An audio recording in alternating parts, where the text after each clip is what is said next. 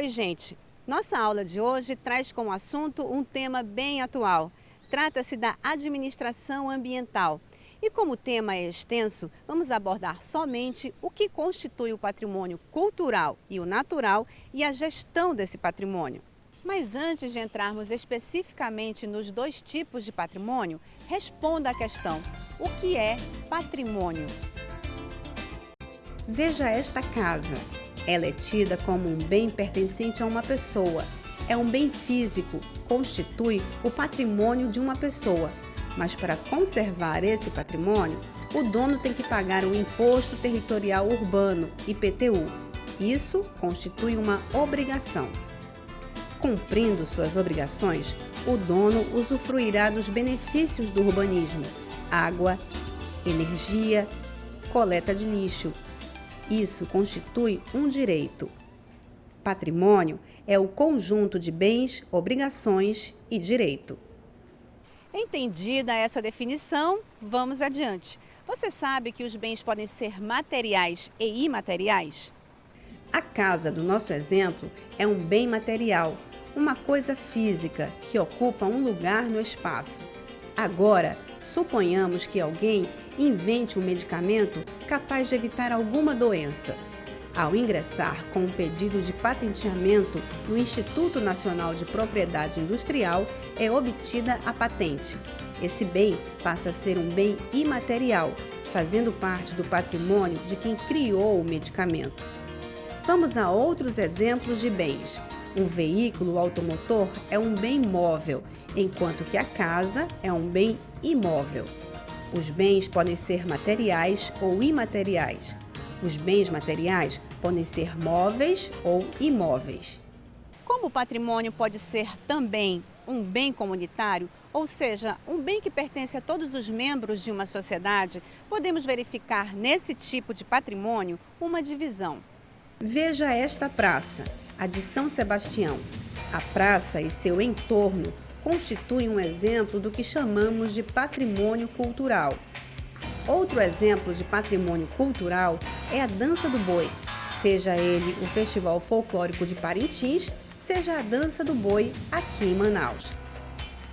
Você já viu muitas destas casas, chamadas de palafitas.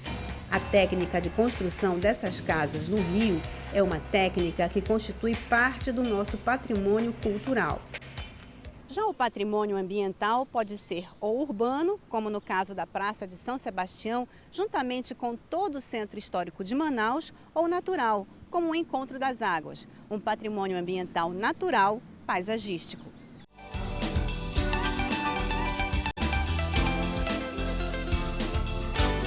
A Serra da Capivara e outros sítios arqueológicos são também patrimônios históricos e culturais. Vamos conversar agora com o professor Henrique Pereira, que vai nos informar sobre a gestão do patrimônio ambiental em relação às leis que guardam esse patrimônio. De uma maneira geral, o direito ambiental internacional surge após a Segunda Guerra Mundial. Os países formam a Organização das Nações Unidas e aí então as questões como as atrocidades cometidas na Segunda Guerra Mundial, a destruição das cidades, dos ambientes, passam a não mais ser aceitos como padrão civilizatório. Para proteger o patrimônio cultural, o patrimônio ambiental, a sociedade e o governo desenvolvem leis que tornam então uma obrigação de todos a proteção desse patrimônio. Por exemplo, quando um agente econômico, um empreendedor, decide por realizar uma atividade que seja potencialmente poluidora ou degradadora do ambiente, ele tem que se submeter a um processo de licenciamento ambiental. No licenciamento ambiental, o órgão ambiental responsável é que irá autorizar ou não a construção, a instalação do empreendimento e exigir do empreendedor os cuidados para com a proteção ambiental. Então, no nosso país, é considerado uma ilegalidade construir ou instalar um empreendimento sem essa prévia autorização ambiental. Um exemplo desse podemos ter aqui, próximo da nossa região, uma das principais obras civis construídas nos últimos anos, que foi a Ponte do Rio Negro. Quando um empreendimento é considerado de significativo impacto ambiental, a lei exige que sejam apresentados um estudo prévio desses impactos. A ponte gera impactos no seu entorno imediato e também nas cidades em que ela conecta. Então, para isso foi feito um estudo aprofundado sobre esses impactos ambientais. E esses impactos ambientais, eles precisam ser minimizados, evitados ou compensados. Dessa forma, mantém-se a qualidade ambiental do empreendimento e impede-se que a sociedade arque com os custos ambientais de uma obra, que, embora econômica e socialmente importante, não deve gerar um prejuízo ambiental que aí atinge a todos. O tema da responsabilidade social vai além da questão da relação entre o agente econômico e o Estado. A responsabilidade social ela se inscreve dentro do livre mercado. Hoje em dia, o crescimento da consciência ambiental significa que não é mais o suficiente que as empresas, os governos, cumpram rigorosamente a lei.